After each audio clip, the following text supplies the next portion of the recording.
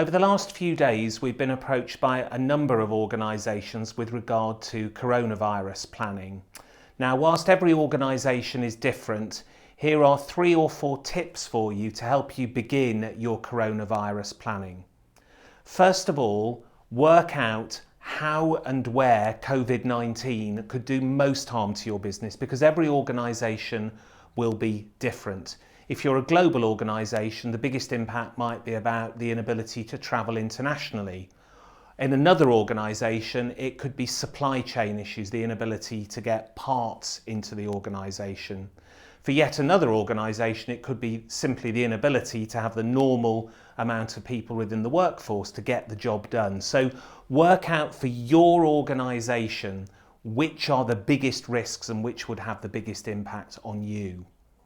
Having worked that out, secondly, put in place some measures beforehand to reduce the impact of those scenarios should they occur. So, simple example, if you need to have people working from home, make sure that you've put in place the means for them to do that ahead of time. Thirdly, think about communications planning. Who would you need to communicate as the coronavirus gets worse? What will you say to them? What are your messages? How will you communicate those messages? What channels will you use?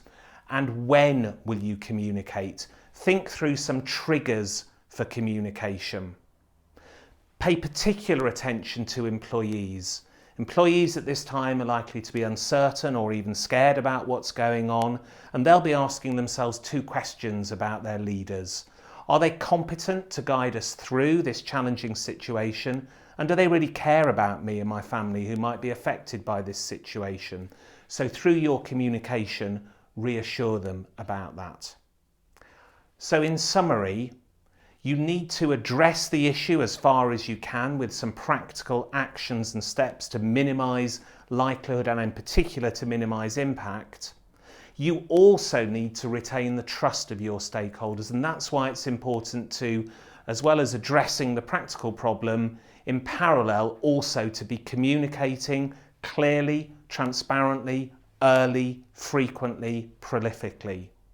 If you do both of those things at the same time, then coronavirus is still going to be challenging, but you will minimise the impact on your business, its stakeholders, and the lives and livelihoods of those who are affected.